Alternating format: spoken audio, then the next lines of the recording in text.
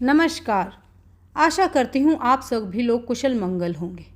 मैं अपनी 33 करोड़ देवी देवता की श्रृंखला को आगे बढ़ाते हुए आप सभी लोगों के सामने 33 कोटि देवी देवताओं के नाम लेकर आई हूँ जो वेदों में भी वर्णित हैं। वह है 8 वसु, 11 रुद्र, 12 आदित्य, 1 देवराज इंद्र और 1 प्रजापति या ब्रह्मा जी। कुछ ऋषियों ने अश्विनी कुमारों को भी इन 33 कोटि देवी देवताओं में गिना है। तो 8 वसु कौन कौन से हैं? 8 वसु हुए सूर्य, चंद्रमा, नक्षत्र, पृथ्वी, जल, वायु, आकाश। 11 रुद्र क्या क्या हुए? 11 रुद्र हुए प्राण, अपान, व्यान, समान, उदान, नाग, कुर्म, कीरकल, देवदत्त और धनंजय। उसके अलावा हमारे 12 आदित्य यानी 12 महीनों के नाम जो कि हिंदू कैलेंडर में होते हैं, क्योंकि हमारा कैलेंडर सूर्य से चलता है। 1 देवराज इंद्र जो देवताओं के राजा हैं और 1 प्रजापति या ब्रह्मा जी। चलिए इन्हें जोड़कर देखते हैं। 8 + 11 + 12 + 1 + 1 टोटल हुए 33। तो यह सिद्ध होता है कि 33 कोटि देवता हैं, यानी प्रकार हैं, श्रेणी हैं, ना कि करोड़ हैं। कुछ लोग कुतर्क करते हैं कि हमारे तो 33 करोड़ देवी देवता हैं। हम लोग वृक्षों की पूजा करते हैं, जानवरों की पूजा करते हैं, हमारे कुल देवता होते हैं, ग्राम देवी देवता होते हैं, हम पहाड़ों की पूजा करते हैं।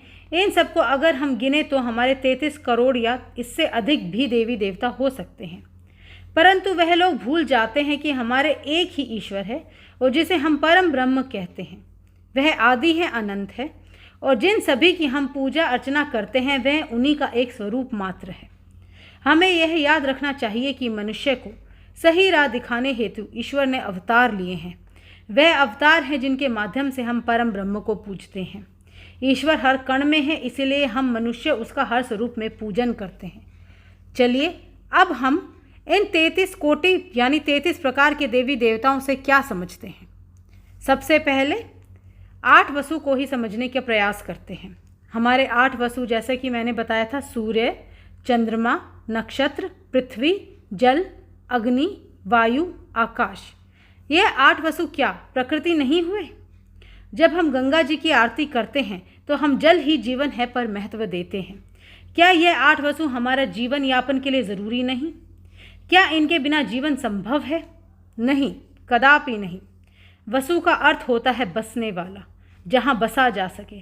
तो आप ही सोचिए, क्या इन 8 वसुओं के अभाव में जीवन यापन संभव है? मुझे तो नहीं प्रतीत होता। रुद्र का अर्थ है रुदन यानी रोना, अर्थात जब शरीर से 11 रुद्र निकल जाते हैं तब सगे संबंधी रोने लगते हैं। प्रथम 5 प्राण और दूसरे 5 अपान होते हैं, उप प्राण होते हैं और 11वां जीवात्मा। तो प्रथम 5 जो हैं प्राण, अपान, व्यान, समान और उदान। अगले 5 उप प्राण नाग, कुर्म, कीरकल, देवदत्त और धनंजय और 11वां जीव आत्मा, अर्थात प्रकृति से उत्पन्न शरीर में प्राण का होना अति आवश्यक है, तभी जीवन जीवित है। नहीं तो प्राण नहीं तो जीवन भी नहीं, सब निर्जीव है। इसलिए 11 रुद्र होंगे तभी जीवन संभव है और जीवन जीने के लिए 8 वसुओं का होना अति आवश्यक है। अब आते हैं 12 आदित्य। आदित्य अर्थात सूर्य, अर्थात साल के 12 महीने।